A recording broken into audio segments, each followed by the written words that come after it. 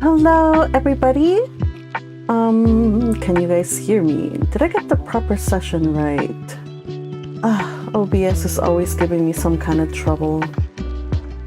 But I do believe I'm live. If you can hear me, please react or let me know. As ever, it's not a magpie stream without some kind of hiccup at the beginning. In either case, hello, welcome everybody to yet another Chattering Magpie live read. Today we are going to continue reading Jane Eyre. We are almost at the finish line, you guys. You can see the end. The end of this book is drawing near, and oh boy, what a ride it has been. Yes, indeed. Red Tempest says, "Justice for Jane." You know, and then 5 minutes later, it was like, okay, hello, I have calmed down. I'm glad you've calmed down. It is, that's okay. I get you. I get you. Honestly, our girl, she deserves the world. She has been through a lot. She has gone through many trials, and she's been an absolute champ. Thank you, Little Butterfly, for letting me know I'm live. I was hoping that there would be no hiccups this time around, but I guess, you know, stuff happens sometimes. Oh, speaking of hiccups, I'm drinking from a mason jar, and it's from a restaurant called Hiccups, so they have a sticker and it says Hiccups. Haha! It's totally unintentional. Okay. Can anyone hear Magpie, or is it just me? You guys can't hear me?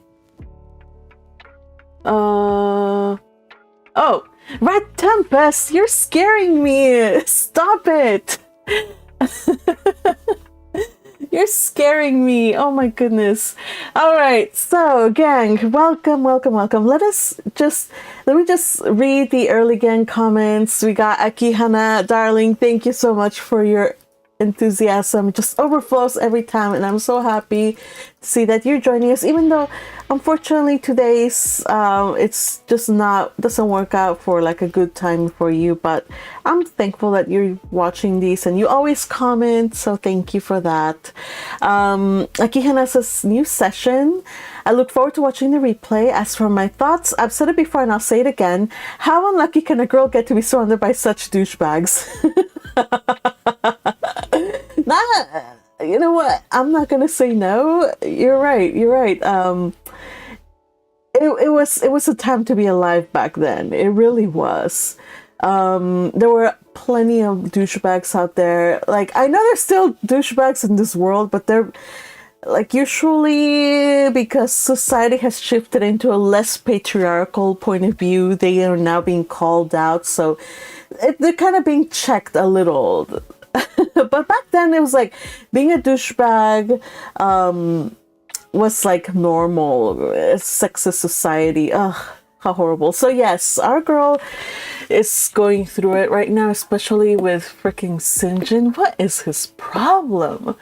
Yeah, so Akihana says, the only somewhat decent men I can recall of Jane's acquaintances are the doctor or the herbalist, apothecary, whatever, Bezzy's husband, and the farmer who shared his bread with the then homeless Jane. I'm sure there's other people who I just can't think of them. So yeah, right now we're still angry at Rochester. We're definitely disillusioned and very upset and outraged at Sinjin's behavior. I mean, he seemed to be like a sensible man, but boy, did we get him wrong, right? There was also her dead uncle, but we didn't get to know him. But he did act terribly with his brother's family. He took his money, they fought, and he never repaid them. So yeah, I hope Jane will also get much better treatment in the future. So you'll just have to see and find out what happens as we finish the story. So, okay, thank you for sharing your thoughts, Akihana. I want to say hello to Little Butterfly, who was also here early on, just before we went live.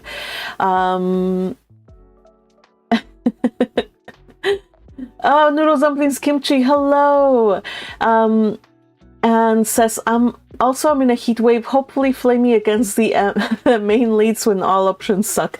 Yeah, I know, all options suck, but there has to be a way where Jane will feel like she got whatever she wants, or I don't know. There has to be a good ending for Jane after all this time. So we'll see what that ending is, and whether it's good or not, I'll leave it to you guys. Red Tempest says, I had my volume off earlier and forgot to turn it back up. Angelica moment. Oh no. And then Noodles Dumplings Kimchi says, Angelica means senior moments now. My blessed Angelica. Don't talk bad about her. She is precious and she must be protected. Oh man.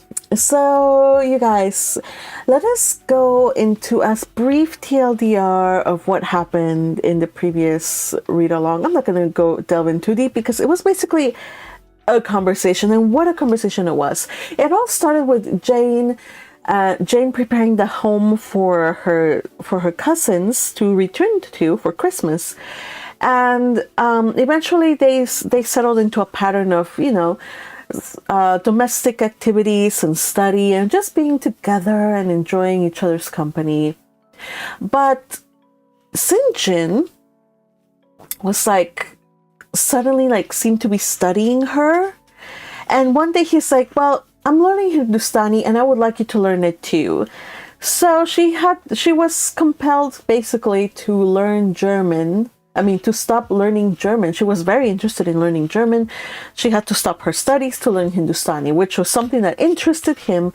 But for the sake of helping him in his studies for his future missionary work, she was like, okay, fine. If it means that you get to have somebody to practice with, and, if you teach somebody a concept, it'll just reinforce your own knowledge of it. She was like, fine.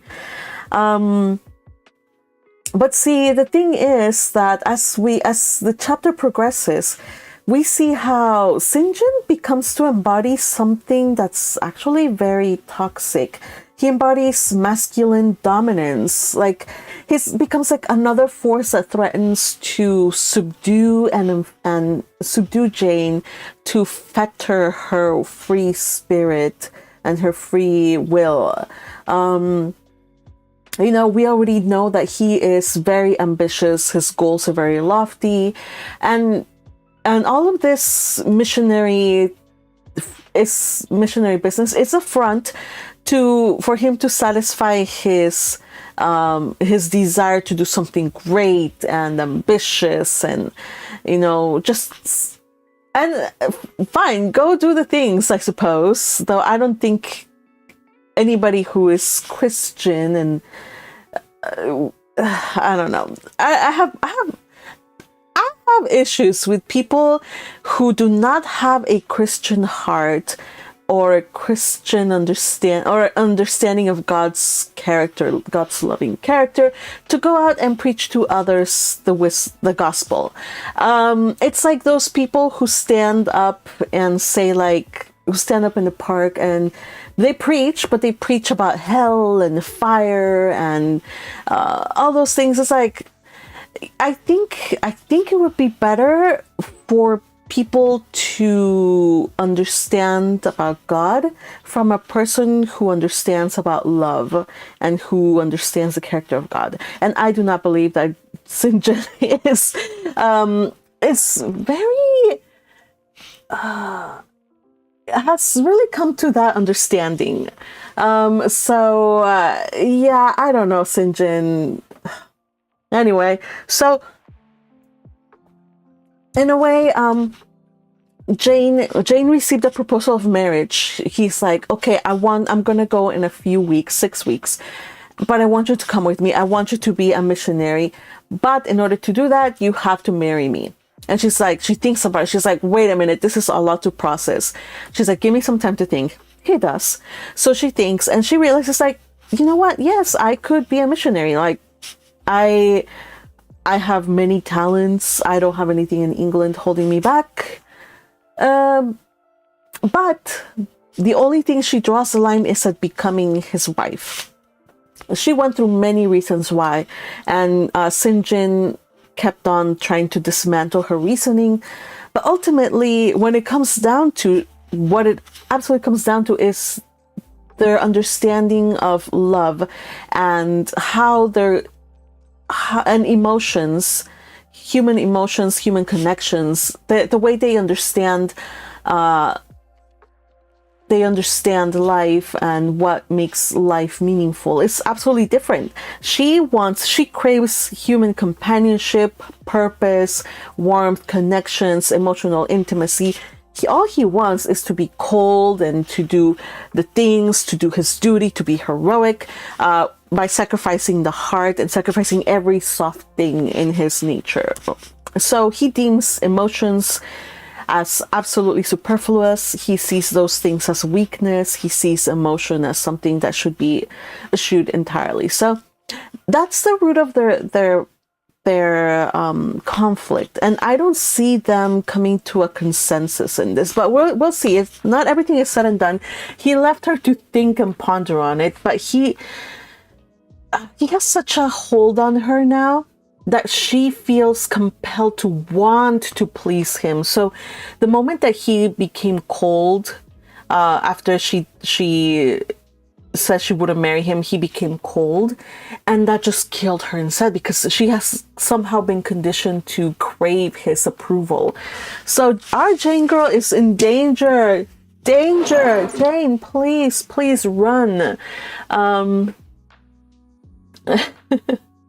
Yes, summary for last chapter. Red Tempest says, think, Jane, think, and run from St. John. Yes, as you exemplified in two very, very precious memes. Thank you, Red Tempest. And St. John should be quiet and leave Jane alone. He should. And and someone near me is playing Take On Me song. Oh, no. That's far from the message we want to give Jane by now. All right, so I think I have blabbed on enough. I think it is time for some Jane Eyre read along. So join me as we read chapter 35 of Jane Eyre.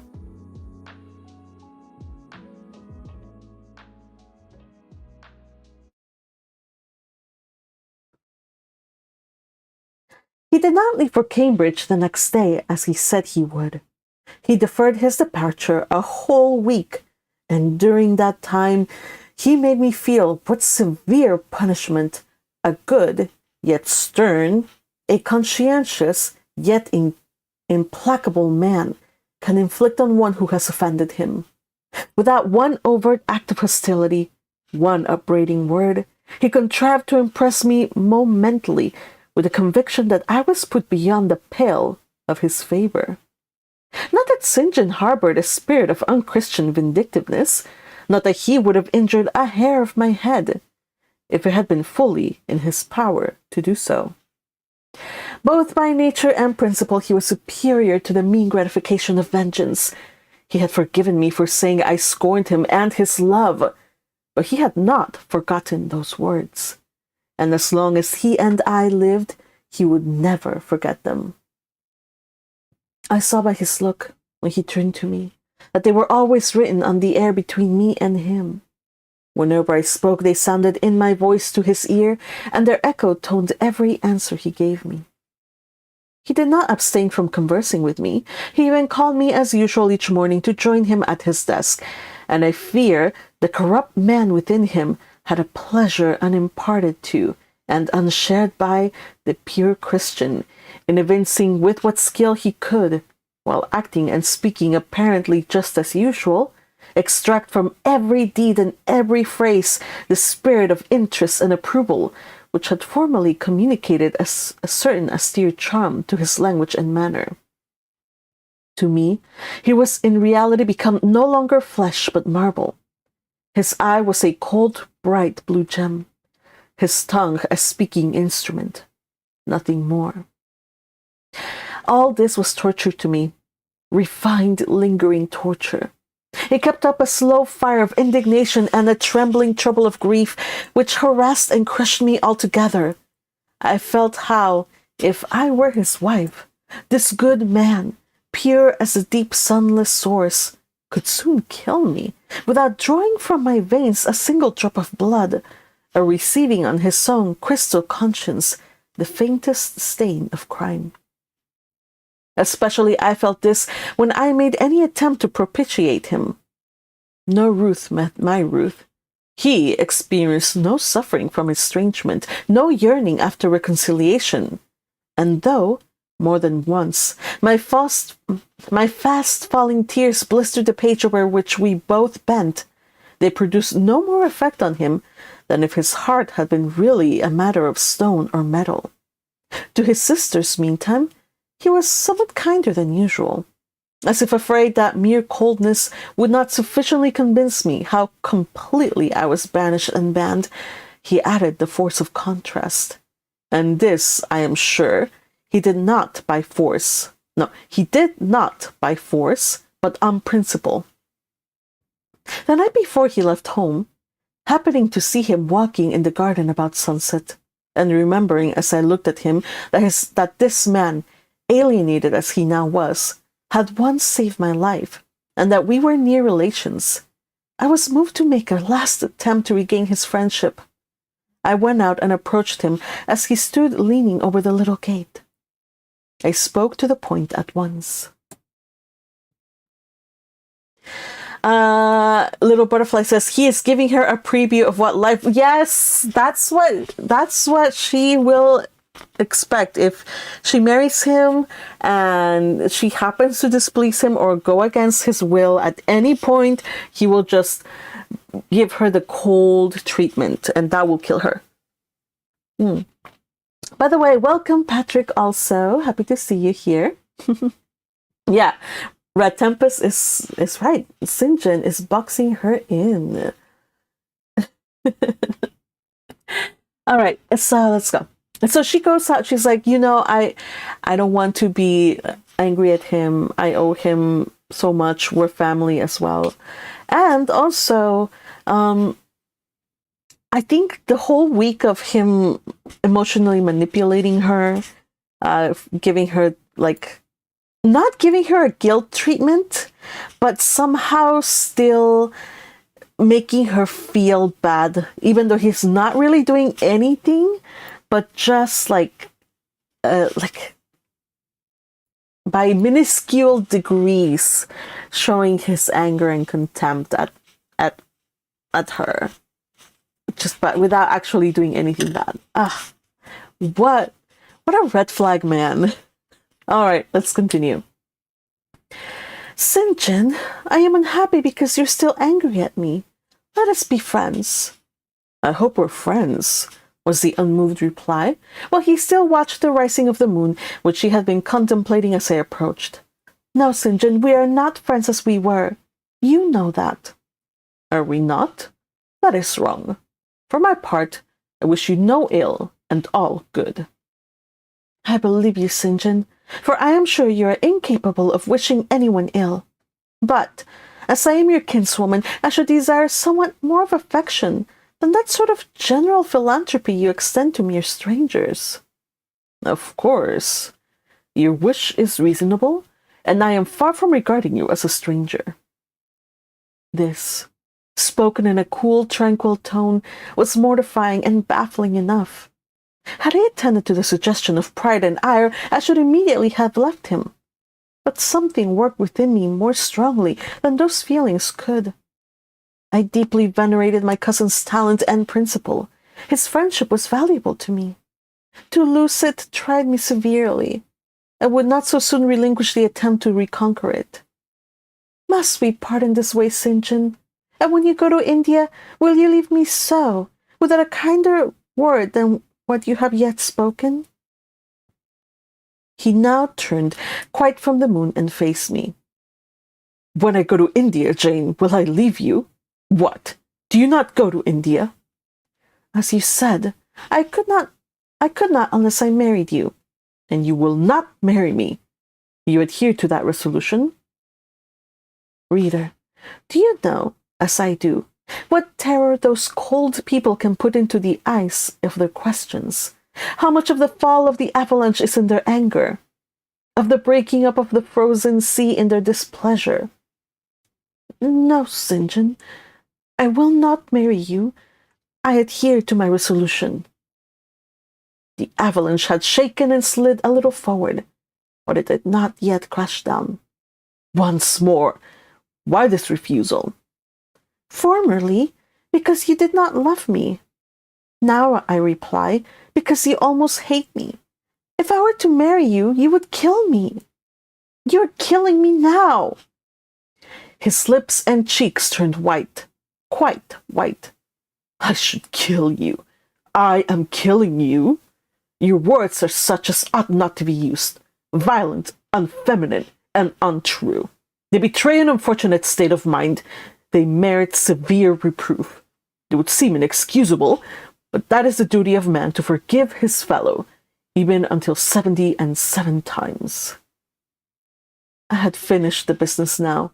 While earnestly wishing to erase from his mind the trace of my former offense, I had stamped on that tenacious surface another and far deeper impression. I had burnt it in. Now you will indeed hate me. It is useless to attempt to conciliate you.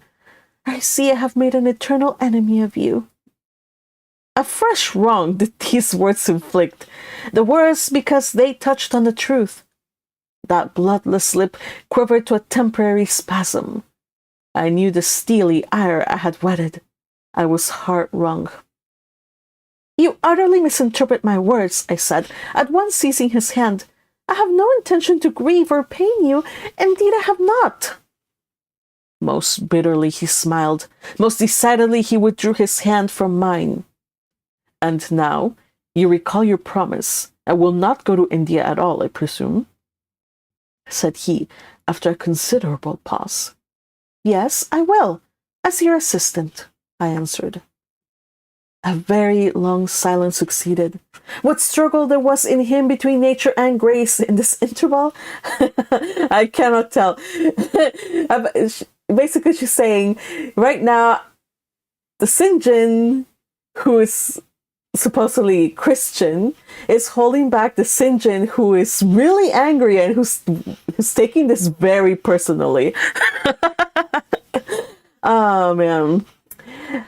What struggle there was in him between nature and grace in this interval, I cannot tell. Only singular gleams scintillated in his eyes, and strange shadows passed over his face. He spoke at last. I before proved to you the absurdity of a single woman of your age proposing to accompany abroad a single man of mine. I proved it to you in such terms as, I should have thought, would have prevented your ever again alluding to the plan. That you have done so, I regret, for your sake. I interrupted him. Anything like a tangible reproach gave me courage at once. Keep to common sense, St. John. You are verging on nonsense. You pretend to be shocked by what I have said. You are not really shocked. For, with your superior mind, you cannot either be so dull or so conceited as to misunderstand my meaning. I say again, I will be your curate, if you like, but never your wife. Again he turned lividly pale, but as before, controlled his passion perfectly. He answered emphatically, but calmly. A female curate who is not my wife would never suit me. With me, then, it seems, you cannot go. But if you are sincere in your offer, I will, while in town, speak to a married missionary whose wife needs a coadjutor. Your own fortune will make you independent of the society's aid, and thus you may still be spared the dishonor of breaking your promise and deserting the band you engaged to join. Now, I never had, as the reader knows, either given any formal promise or entered into any engagement, and this language was all much too hard and much too despotic for the occasion. I replied, there is no dishonor, no breach of promise, no desertion in the case. I am not under the slightest obligation to go to India, especially with strangers. With you I would have ventured much, because I admire, confide in, and, as a sister, I love you. But I am convinced that, go when and with whom I would, I should not live long in that climate. Ah, you are afraid of yourself. You are afraid of yourself, he said, curling his lip. I am. God did not give me my life to throw away, and to do as you wish me would, I began to think, be almost equivalent to committing suicide. Moreover, before I definitely resolve on quitting England, I will know for certain whether I cannot be of greater use by remaining in it than by leaving in it. What do you mean? It will be fruitless to attempt to explain, but there is a point on which I have long endured painful doubt, and I can go nowhere till by some means that doubt is removed. I know where your heart turns to and to what it clings. The interest you cherish is lawless and unconsecrated. Long since you ought to have crushed it. Now you should blush to allude to it. You think of Mr. Rochester. It was true. I confessed it by silence. Are you going to seek Mr. Rochester? I must find out what has become of him. It remains for me then, he said, to remember you in my prayers, and to entreat God for you, in all earnestness, that you may not indeed become a castaway. I had thought I recognized in you one of the chosen, but God sees not as man sees. His will be done. He opened the gate, passed through it, and straight away down the glen. He was soon out of sight. On re-entering the parlor, I found Diana standing at the window, looking very thoughtful. Diana was a great deal taller than I. She put her hand on my shoulder, and stooping, examined my face. Jane, she said, you're always agitated and pale now. I am sure there is something the matter. Tell me what business St. John and you have on hands. I have watched you this half hour from the window. You must forgive my being such a spy, but for a long time I have fancied, I hardly know what.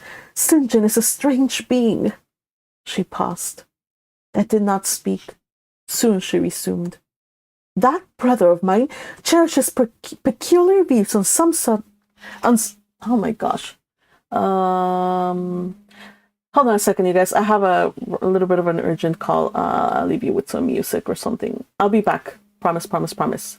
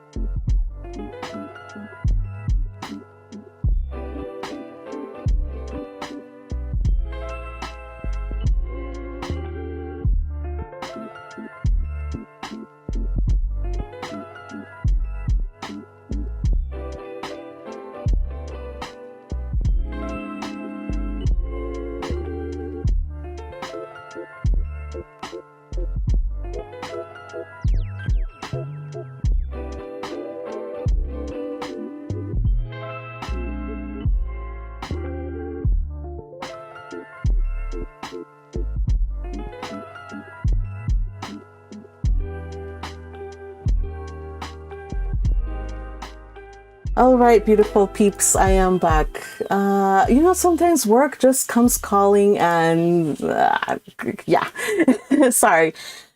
Can't ignore calls from clients, you guys, but I'm back. All right.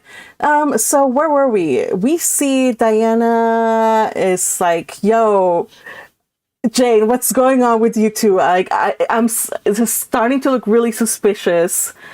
So I hope Diana talk some sense into poor Jane, because Jane is being like jerked around emotionally by St. John. So yes, please, Diana, please talk some sense. All right. Oh, by the way, Noodle Something's Kimchi says, I kind of like this playlist. I wonder if she'll tell us what it is. I will tell you what it is. It is, let me see, I left you, this was AV, in Spanish is Abyss. Here, and it's called Winter Magic. I think you can find it in Spotify, but this playlist is actually from this music. I licensed it in order to stream it. I licensed it from Artlist, which, by the way, to all of you members, all of you who donate, it is because of you that I can like have like beautiful music like this and other beautiful things. So yes, your contributions to this channel or to the other channel, it's always fed right back into the channel. So so yeah, I have 3 separate lo-fi chill playlists. So this is the one I call Lo-Fi Chill 3, and it includes music by Abyss, and you're listening to Winter Magic right now. So yeah. All right, darlings. Yes, it was a work-related call, and it was rather urgent. So, but thank you for your patience. I am back. So let's do this.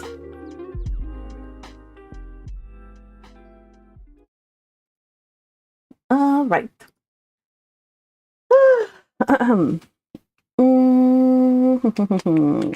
Okay. Jane, she said, you're always agitated and pale now. I'm sure there's something the matter. Tell me what business St. John and you have on hands. I have watched you this half hour from the window. You must forgive my being such a spy, but from a long time I have fancied, I hardly know what. St. John is a strange being. She paused. I did not speak. Soon she resumed. That brother of mine cherishes peculiar views of some sort respecting you, I am sure. He has long distinguished you by a notice and interest he never showed to anyone else. To what end? I wish he loved you. Does he, Jane? I put her cool hands to my hot forehead. No, Di, not one whit. Then why does he follow you so with his eye, and get you so frequently alone with him, and keep you so continually at his side? Mary and I had both concluded he wished you to marry him. He does. He has asked me to be his wife. Diana clapped her hands. That is just what we hoped and thought. And you will marry him, Jane, won't you? And then he will stay in England. Far from that, Diana. His sole idea in proposing to me is to procure a fitting fellow laborer in his Indian toils. What? He wishes you to go to India? Yes. Madness. You would not live 3 months there, I am certain. You never shall go. You have not consented, have you, Jane? I have refused to marry him, and have consequently displeased him, she suggested. Deeply. He will never forgive me, I fear. Yet I offered to accompany him as his sister. It was a frantic folly to do so, Jane. Think of the task you undertook, one of incessant fatigue, where fatigue kills even the strong, and you are weak. St. John, you know him, would urge you to impossibilities. With him there would be no permission to rest during the hot hours. And unfortunately, I have noticed, whatever he exacts, you force yourself to perform. I am astonished you found courage to refuse his hand. You do not love him then, Jane? Not as a husband. Yet he is a handsome fellow. And I am so plain, you see, that we would never suit. Plain? You? Not at all. You're much too pretty, as well as too good, to be grilled alive in Calcutta. And again she earnestly conjured me to give up all thoughts of going out with her brother. I must indeed, I said, for when just now I repeated the offer of serving him for a deacon, he expressed himself shocked at my want of decency. He seemed to think I had committed an impropriety in proposing to accompany him unmarried, as if I had not from the first hoped to find in him a brother, and habitually regarded him as such. What makes you say he does not love you, Jane? You should hear himself on the subject. He has again and again explained that it is not himself but his office he wishes to make. He has told me I am formed for labor, not love, which is true, no doubt. But in my opinion, if I am not formed for love, it follows that I am not formed for marriage. Would it not be strange, Di, to be chained for life to a man who regarded one but as a useful tool? Insupportable, unnatural, out of the question. And then, I continued, though I have only sisterly affection for him now, yet if forced to be his wife, I can imagine the possibility of conceiving an inevitable, strange, torturing kind of love for him, because he's so talented, and there's often a certain heroic grandeur in his look and manner and conversation. In that case, my lot would become unspeakably wretched. He would not want me to love him, and if I showed the feeling, he would make me sensible that it was a superfluity, unrequired by him, unbecoming in me. I know he would. And yet St. John is such a good man, said Diana. He is good and a great man, but he forgets pitilessly the feelings and claims of little people in pursuing his own large views.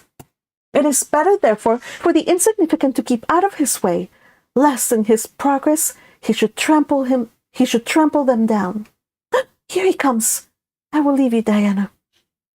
And I hastened upstairs as I saw him entering the garden. But I was forced to meet him again at supper. During that meal, he appeared just as composed as usual. I had thought he would hardly speak to me, and I was certain he had given up the pursuit of his matrimonial scheme. The sequel showed I was mistaken on both points. He addressed me precisely in his ordinary manner, or what had of late been his ordinary manner, when scrupulously polite. Now that he had invoked the help of the Holy Spirit to subdue the anger I had roused in him, and now believed he had forgiven me once more. For the evening reading before prayers, he selected the 21st chapter of Revelation. It was at all times pleasant to listen, while from his lips fell the words of the Bible. Never did his fine voice sound at once so sweet and full. Never did his manner become so impressive in its noble simplicity as when he delivered the oracles of God. And tonight that voice took a more solemn tone, that manner a more thrilling meaning, as he sat in the midst of his household circle, the May moon shining through the uncurtained window and rendering almost unnecessary the light of the candle on the table. As he sat there, bending over the great old Bible, and described from its page the vision of the new heaven and the new earth, told how God would come to dwell with men, how he would wipe away all tears from their eyes, and promise that there should be no more death, neither sorrow nor crying, nor any more pain, because the former things were passed away. The succeeding words thrilled me strangely as he spoke them, especially as I felt by the slight, indescribable alteration in sound, that in uttering them, his eye had turned on me. He that overcometh shall inherit all things, and I will be their God, and he shall be my son. But was slowly and distinctly read, The fearful, the unbelieving, etc., shall have their part in the lake which burneth with fire and brimstone, which is the second death. Henceforward, I knew what fate St. John feared for me. A calm, subdued triumph, blent with a longing earnestness, marked his enunciation of the last glorious verses of that chapter. The reader believed his name was already written in the Lamb's book of life, and he yearned after the hour which would admit him to the city to which the kings of the earth bring their glory and honor, which has no need of sun or moon to shine in it, because the glory of God lightens it, and the Lamb is the light thereof. In the prayer following the chapter, all his energy gathered, all his stern zeal woke. He was in deep earnest, wrestling with God and resolved on a conquest. He supplicated strength for the weak-hearted, guidance for wanderers from the fold, a return, even at the 11th hour, for those whom temptations of the world and the flesh were luring from the narrow path. He asked, he urged, he claimed the boon of a brand snatched from the burning. Earnestness is ever deeply solemn. First, as I listened to that prayer, I wondered at his. Then, when it continued and rose, I was touched by it, and at last awed. He felt the greatness and goodness of his purpose so sincerely, others who heard him plead for it could not but feel it too. The prayer over, we took leave of him. He was to go at a very early hour in the morning. Diana and Mary, having kissed him, left the room, in compliance, I think, with a whispered hint from him. I tendered my hand and wished him a pleasant journey. Thank you, Jane. As I said, I shall return from Cambridge in a fortnight. That space, then, is yet left you for reflection. If I listened to human pride, I should say no more to you of marriage with me, but I listen to my duty and keep steadily in view my first aim, to do all things to the glory of God. My master was long-suffering, so will I be. I cannot give you up to perdition as a vessel of wrath. Repent, resolve, while there is yet time. Remember, we are bid to work while it is day, warned that the night cometh when no man shall work. Remember the fate of Dives. Remember the fate of Dives, who had his good things in this life. God give you strength to choose that better part which shall not be taken from you. He laid his hand on my head as he uttered the last words. He had spoken earnestly, mildly. His look was not indeed that of a lover beholding his mistress, but it was that of a pastor recalling his wandering sheep, or better, of a guardian angel watching the soul for which he is responsible.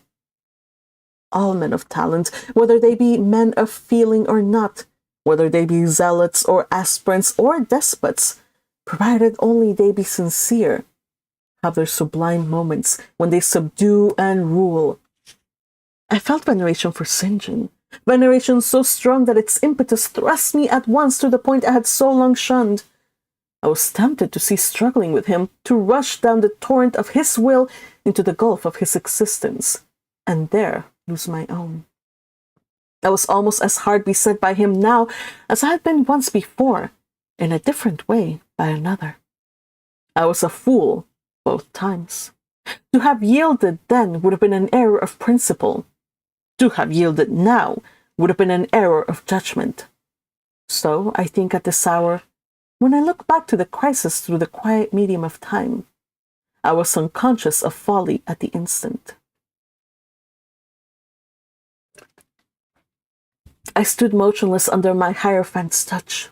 My refusals were forgotten, my fears overcome, my wrestlings paralyzed. The impossible, that is, my marriage with St. John, was fast becoming the possible. All was changing utterly with a sudden sweep. Religion called, angels beckoned, God commanded. Life rolled together like a scroll. Death's gates opening showed eternity beyond. It seemed that, for safety and bliss there, all here might be sacrificed in a second. The dim room was full of visions. Could you decide now? Asked the missionary. The inquiry was put in gentle tones. He drew me to him as gently. Oh, that gentleness! How far more potent it is than force! I could resist St. John's wrath.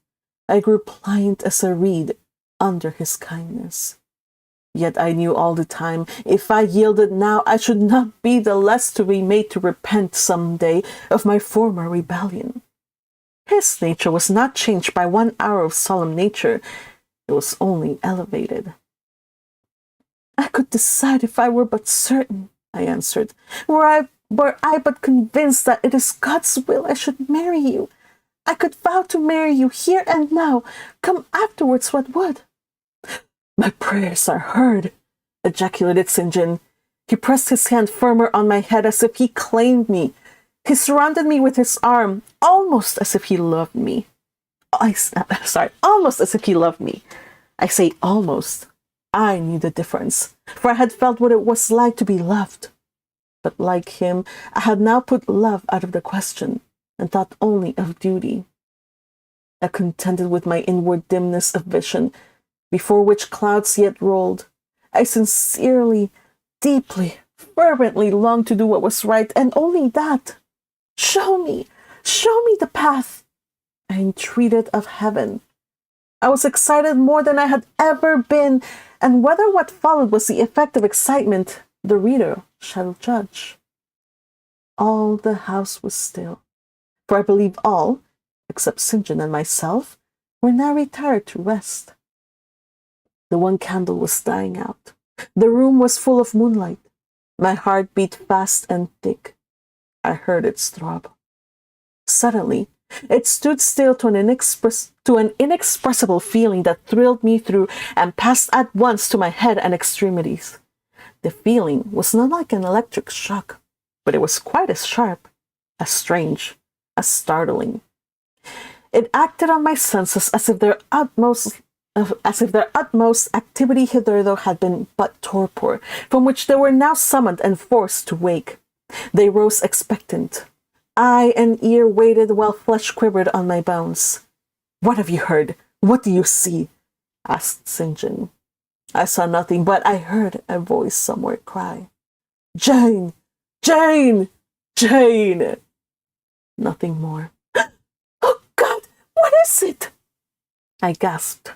I might have said, where is it? For it did not seem in the room, nor in the house, nor in the garden. It did not come out of the air, nor from under the earth, nor from overhead.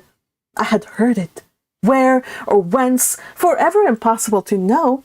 And it was the voice of a human being, a known, loved, well-remembered voice, that of Edward Fairfax Rochester, and it spoke in pain and woe, wildly, eerily, urgently.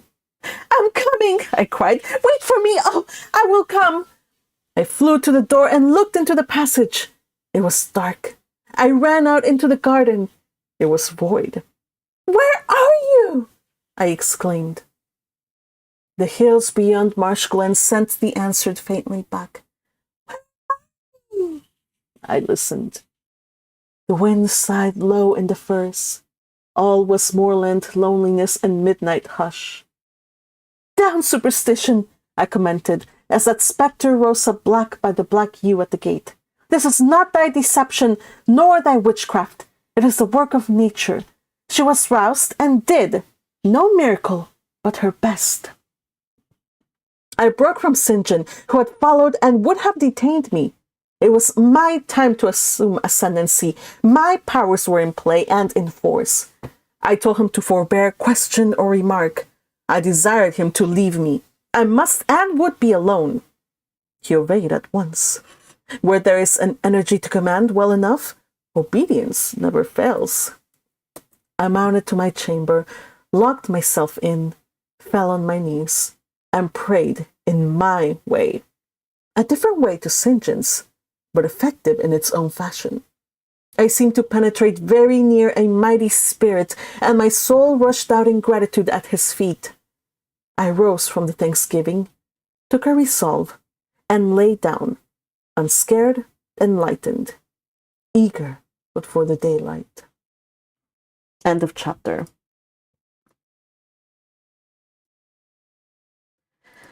So strange things are happening, you guys. What did you guys think of this? What do you guys think she heard? Was it just her feverish mind at work? Oh my gosh, Patrick! Okay, I have to share this. I see you pinged me, so I shall share this because it's too good not to share. So you guys will remember a certain Disney movie. Yes, so in this Disney movie, we had a certain character. Let me see, let me find it. Who was a religious zealot. And let's see, here we go. Yes, thank you for the reminder. Frollo from The Hunchback of Notre Dame. Now, Frollo, though, was a different specimen. He was caught up in lust. Though, if you think about it, St. John is also caught up in lust, but the lust of glory, fame, renown, of doing something great, of, you know, that's a different kind of lust. Ambition is just as bad, like unchecked ambition, where you're willing to do unprincipled things, such as manipulating others to do your will using the name of God. That's a bad thing. But anyway, there's different kinds of... But yeah, I feel the spirit is there because he's like, be mine or you will burn. Again, St. John is reminding Jane by reading the book of Revelations that if she doesn't do what he wants her to do, that is accept to marry him, and thus go with him to become a missionary in India, that she is bound for perdition and for the flames. And that is unconscionable. That's unconscientious. Yeah, that's really bad. That's unforgivable. Again, I take great issue with people, especially those who are Bible workers or have a religious calling, to misuse the Bible and misuse their authority. And so yeah, I have feelings and thoughts about this. Yeah. So yes, nothing worse than a religious despot, right? So we have Jane, who wholeheartedly just wants to do what's good and what's right. I see that all of you guys are really not having any of St. John's nonsense, and I agree. Misguided oppression threatens to oppress Jane throughout this entire book. Okay, so first we had Brocklehurst, remember you guys, who had like this horrible like view of like, again, like a hypocrite. But now we get somebody who in his way is much better, but in his way is just as bad as Brocklehurst. You know what I mean? So all the time Jane has been subjected to people's idea of religion, and St. John is just another way of forming, like of embodying how people can misuse religion when it should be to bring people to, you know, like, I don't know if you guys are religious or not, but it's basically to bring people hope and healing, restitution, and it's not about filling people with fear of hell or whatnot. Anyway, so unfortunately the only way Jane has been able to live in this life to battle the oppression outside, oppression from religion, oppression from the patriarchy, oppression from just a class system that says that she cannot do this, she cannot do that she's poor, that she's obscure. The only way she can live is by retreating into herself and into the inner riches that she has inside. But if by marrying St. John, she would not be even free to do that. And even still, that's no way to live. Like, if you guys remember, also, you know, I'm beginning to sense some similarities between Jane and Valancy from the Blue Castle. So, in the same way, Valancy and Jane have to retreat from the oppression of their day-to-day lives. And why? It's because society gave them some, like, cut off their wings, like, did not give them the ability to be free, find fulfillment in their lives. Like, honestly, these girls, they don't want much. All they want is to be self-sufficient, to live a dignified, self-respecting life, to find somebody who they can love and who will love them without oppressing them. Somebody who will compliment them. I don't know, like, is that too hard to ask? Apparently. And back in the day, it was very hard to ask. Nowadays, we have different issues as to why it's hard to find. Anyway, but I won't even go into that.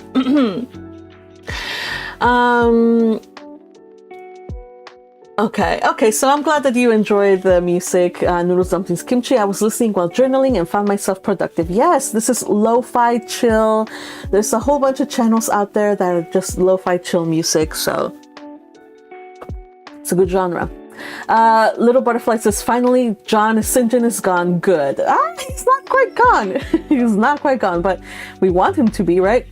Patrick says, St. John makes me think of the Cardinal from Hunchback of Notre Dame. Yes, I get it. Yep. He has that same off-putting vibe. I see you guys all agree with Patrick. Yes. So Little Butterfly says, Jane, don't let his act fool you. Yeah, it's, again, everybody has their sublime moments. She said, whether you're a despot, a tyrant, somebody good, somebody bad, everybody has their moments of being sublime. Of, like, even, I'm sure, like, yeah, anyway. I'm not gonna say it. So, yeah, so he basically almost wove around her like this web of like I will claim you, and, you know, like this emotional kind of thing, spiritual, emotional. But the good thing is Jane herself she knows her maker. She has her own relationship with God. She like, a lot of times, here's the thing, like, a lot of times people will say, like, oh, God says that you should do this and you should do that. In the name of God, do this and do that. I'm like, cool, okay, you say that, but I know, since I have a relationship with God and I know how God speaks to me, and I know whether it's just you talking BS and using the name of God wrong. So the good thing is, our girl, she does not need somebody else to connect her with God. She has her own connection to God. So in the end, when she was in the middle of this trial, it was a different kind of trial than Rochester's when she had that. But when she was in the middle of the trial, again, she pled to heaven to help her with this, to guide her. And in the same way that she received fortitude and she was able to kind of like break free from the conflict that she had, like, at the moment with Rochester, so in here she was able to do so. So yes. You guys, Frollo definitely is the reason why Horny Jail even exists. Do you guys think he was the very first person? I can't think of, I don't know. Okay, honestly, you guys, watching the Hunchback of Notre Dame in my childhood years, it was kind of very, very disturbing, you guys. So yes, I think I see why a lot of us were impacted by that, and he was He was something else. Though I must admit his villain song is sublime. I'm sorry, I think they did such a good job with Hellfire. Such a good song. I'm sorry. The magic of Disney, you guys, and Disney will never be the same again. Those glorious days of brave and inventive movie making are gone, unfortunately. But anyway, that's a different subject, a different topic. So, so again, if we go back to this, we have now two different proposals, two different kinds of what's it called, conflicts. The first one with Rochester. In her rejection of Rochester, Jane basically said had to force down emotion, feelings, like for the sake of principle. So she rejected feelings. She said, I will live with principle. I will do what God commands. I will follow the law. I will not follow my heart's inclinations. That's cool. But her journey does not end there, you guys. Her journey goes full circle now with a different proposal from a totally different person, the absolute foil of Rochester. She is, and you know, she's aware that now that if she were to deny emotion, deny feeling, that would be just as erroneous as to deny reason and go for feeling. So through her story, she has to find a balance. You know, there is negative effects of emotional repression. She knows that he would like literally singe in by denying her the companionship, affection, warmth that she needs, by even urging her to kill those things within her. She would die. She will waste away. So that's bad. So feeling has a role in everyone's life. A balance has to be struck. And honestly, I feel like this whole book has been not just about, you know, like marriage, but also like about autonomy. Oh gosh, so many large words that I can't even say. Autonomy, oh gosh, just about being like your own person, and how society threatens to take that from you. Like Jane, during her time, she did not have the freedom that other people, like men, could have, the freedom of traveling, the freedom of working to earn a living. Throughout this entire book, Jane has been feeling imprisoned no matter what she does.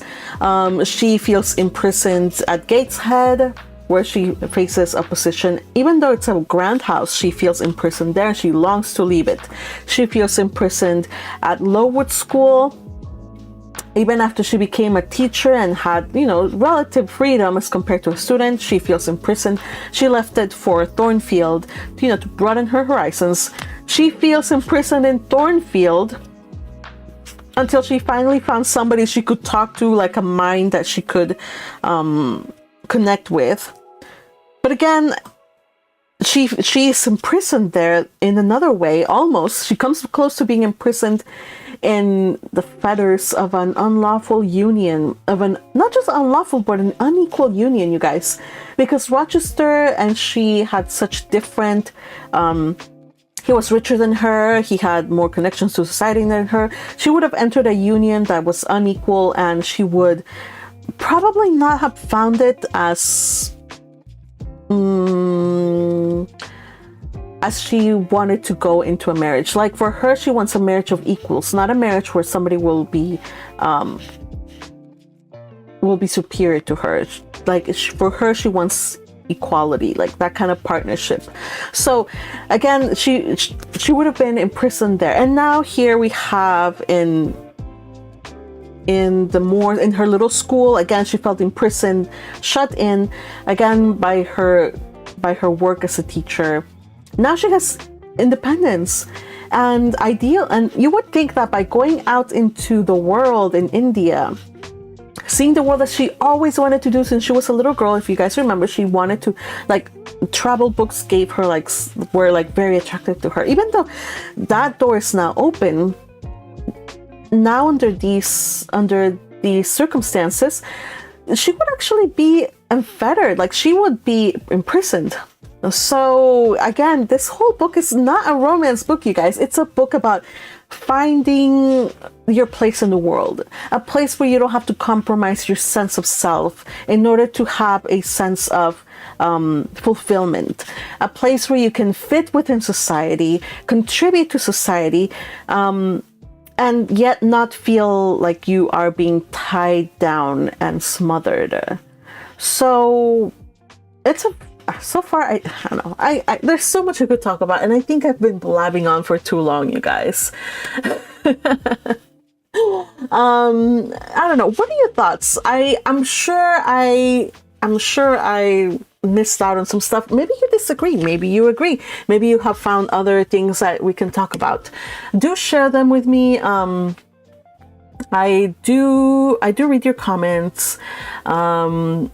Speaking of which, I would like to say thank you to Akihana, who always shares with me thoughts in the comment section. Like in the previous session, says, I can't help but compare the two men, St. John and Rochester. The first was at the beginning a better man. Yeah, St. John seemed to be a better man for his straightforward honesty. Right, he seemed to be the Christian, very like exalted thinking, very, yeah. Yet he now begins to seem to be the better option of the two. Like Rochester seems to be the better option of the two. Despite Rochester's betrayal of trust with his dishonesty, he at least never did try to control the fire within Jane. He encouraged it even. St. John, on the other hand, is beginning to show signs of a possibly domineering husband in the way he's trying to influence and control Jane to do his bidding. Though, in all honesty, neither dude deserves our dear Jane. Agreed, entirely. Entirely agreed. Anyway, you guys, let me know what you guys think so far of this chapter. I think we're gonna end for today because it is now 1:10. It's been an hour and a bit of change since I started, and we are going to continue reading this. Join me on Friday, either 4 or 5 p.m. So Pacific time, of course. So do join me as we know Jane finally has a purpose. Like, she finally knows what she needs to do. What is she gonna do? How's it gonna work out, you guys? You guys have to wait for it. But it's worth waiting for. We're only 3 chapters away, you guys, from the end of this book. So I hope that you guys are ready for it to end, and then soon enough we'll start another book. But until then, I hope you have enjoyed reading along with me. One of my favorite books in the world. Thank you, Patrick. Says, keep waxing philosophical. I enjoy hearing your thoughts. Well, I'm just kind of like going by my train of thought, you guys. But thank you. Share your thoughts. I would love to hear them too. You know, it's good to, like, I'm reading it through a different lens, you guys. I'm reading it from somebody who came from a very traditional, very patriarchal like background, being Latin American female. It just really spoke to me when I found this book when I was like in middle school or high schoolish. Around that time, it really spoke to me. But I would love to know what you guys take on this, because I don't know, like, maybe there's something in my own like, maybe there's something I didn't catch, or maybe your own life experience highlights other viewpoints entirely. I don't know. I'm really eager to do the chit chat for this one, you guys. We are doing chit chat for the Blue Castle on July 15th is going to be the recording. I don't know yet if we're going to do it live though. I'm kind of nervous, but probably we'll do it live. The only thing I will do is, if you want to be in it, you have to, 1, be a Ko-fi member, and 2, you have to prove that you read the Blue Castle because I am not gonna let anybody who has not read The Blue Castle join in, because I don't want there to be like, I never read this book, but I'm just here to like chill. No. Only people who have read The Blue Castle will be allowed. Yeah, that's about it. So July 15, you still have quite a bit of time to read The Blue Castle if you haven't already. And then we will do a Jane Eyre chit chat, and oh boy howdy, am I so ready for this. Yes, it will be fun, you guys. But in the meantime, I hope you guys join me on Friday as we just race towards the finish line of Jane Eyre. And so until then, I hope you guys have a wonderful rest of your day, and I will see you then, you guys. Love you so much. Till Friday, take care.